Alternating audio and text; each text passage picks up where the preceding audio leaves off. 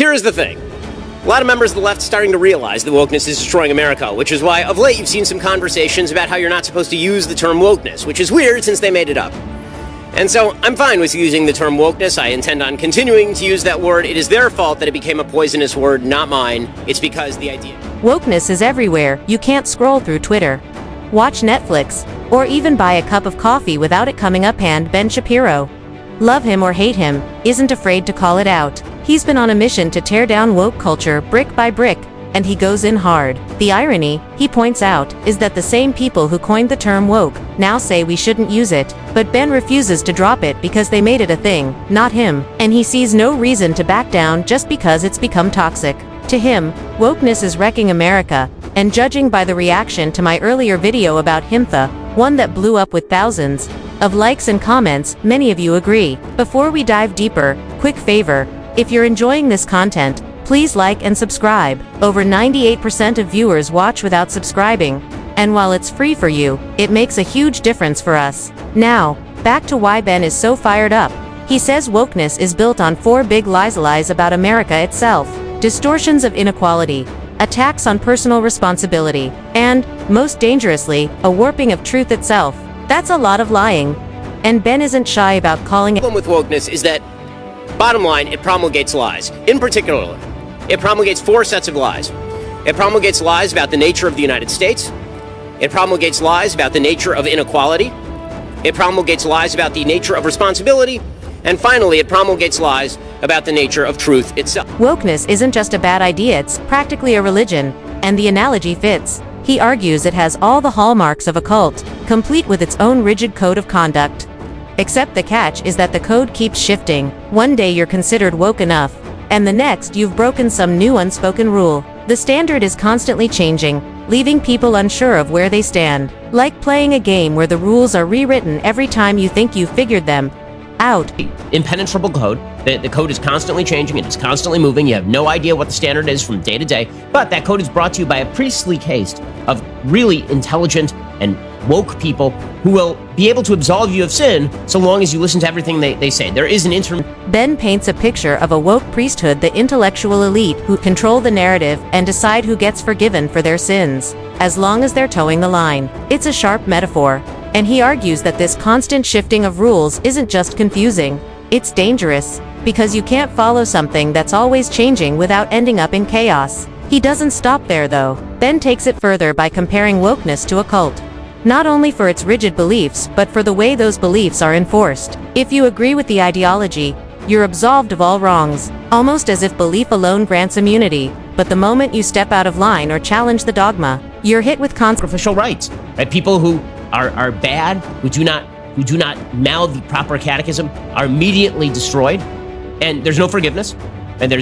Has no mercy for anyone who strays from its doctrine, and the whole thing feels like the plot of a dystopian novel where people live in fear of breaking unwritten rules. In his view, the rules do exist, there, just invented by those in charge, and failing to follow them comes with a price. What makes it even more striking, he says, is how major brands fall in line with this system, pointing to Ford's rainbow-colored F2 Pride Month as a perfect example. Ford has decided for Pride Month, they're going to release a rainbow Ford F-150. Again, rainbow wheel rolling over a human face forever. And Ford's F-150 brand is supposed to be the manly men who are like picking up lumber. A rainbow truck hand. While it's fine for brands to support causes, Ben's point is that most of them are just hopping on the woke bandwagon to look relevant. Are they truly committed, or is it all for the cameras? That's where things get interesting, because Ben argues the real gatekeepers of wokeness aren't just activists on Twitter but the media.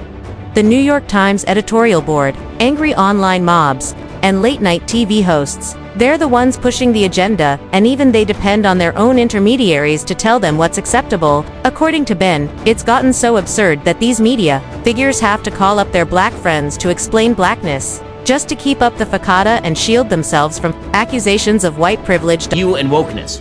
The intermediary is fairly obvious. Right? It is all the members of the New York Times editorial board. It is all the people who tweet angrily on Twitter. It is your late night host, but even they have intermediaries. They have to call in some of their black friends, as we saw on all of the late night TV shows last night, in order to interpret blackness for them so that they can absolve themselves of their own white. Yes, on fire at this point, arguing that woke culture is ruthless if You don't recite the proper catechism, you're done. He ties this directly to cancel culture, saying that once you're labeled problematic, there's no coming back. It doesn't matter if the mistake happened decades ago or was just a misunderstanding. Cross the line and the woke mob will cancel you with no second chances. To him, this lack of forgiveness is exactly what makes wokeness so dangerous. There's no room for nuance or growth. Only a rigid black and white divide. And in Ben's view, survival in this world is simple. Listen, repeat, follow the script, and you'll be fine. But if you dare to think for yourself, good luck. This suggests a bunch of conflicting things, and the only way to avoid the conflict is to just listen and repeat. Listen and believe. Right? That's the basic idea. It's almost like Ben is saying woke people are mindless zombies, just regurgitating whatever they're told, and while harsh, that's his take. From there, he dives into one of the most heated debates in the culture war: the difference between sex and gender. Woke culture insists they're entirely separate, but Ben isn't buying it. He argues that gender is inherently tied to biology, and separating the two simply doesn't add up. Sex and gender are two different concepts, but gender is tied to biology.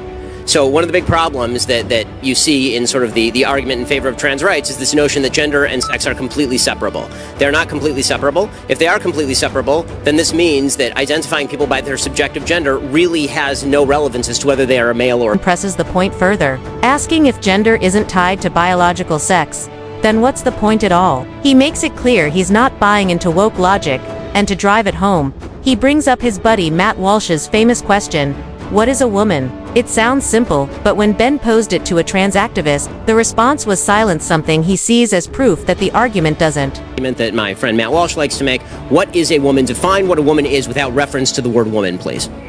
Activists tried to dodge the question by accusing Ben of using a logical fallacy, but let's be real, it was a clear deflection. Ben argues that this is a common tactic among the woke. When faced with tough questions, they pivot or shift the blame back onto the person asking, but he didn't stop there. He went after the so-called medical consensus on trans issues, claiming that politically driven doctors are pushing a false narrative. In his view, if a doctor denies the biological difference between males and females, they're not practicing real science, they're letting politics cloud their judgment. Then you actually just disagree with medical consensus within the Western nation. Yes, I disagree with the false medical consensus driven by politically driven, quote-unquote, doctors. If any doctor denies to me that there is a dichotomy between male and female, a sexual dichotomy between male and female, they're ignorant, and they are letting their politics get in the way. Right? At this stage, Ben isn't just going after activists, he's calling out the entire medical establishment for caving to woke ideology. And it's here that he really drops the mic, making it clear he sees the problem as bigger than individuals. To him, it's an institutional failure driven by politics rather than truth. To you that there is such a thing, for example, as a pregnant male is not a doctor, they are an activist. Oof, that's the kind of statement that makes you pause and think about whether you agree or not.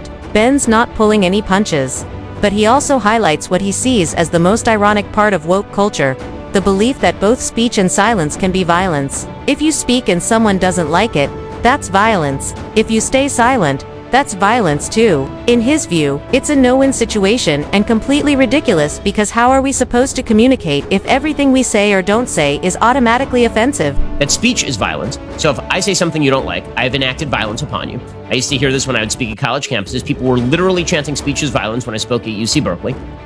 Also, silence is violence. So if you don't speak, that's a form of violence. So if you do speak and we don't like it, that's violence. If you don't speak, that is also a form. Ben even jokes that if both speaking and staying silent are considered violent, America's new form of communication might have to be miming or tap dancing, since apparently talking and saying nothing are both off-limits. One adopted tap dancing, apparently, as its new solution, or mimery. I mean, that because if you speak, it's violence. If you don't speak, it's violence. So we have to find some other form of communication. Joke is, Ben's making a serious point. In his eyes, wokeness is like a virus, infecting everything it touches, and he's not the only one who sees it that way. He argues that for many who've abandoned traditional religion, wokeness fills that God-shaped hole in their hearts, offering a substitute belief system that lets people signal virtue while dividing the world into believers and non-believers. Nature of wokeness is incredible. It is a substitute for religion. People are filling a God-shaped hole in their hearts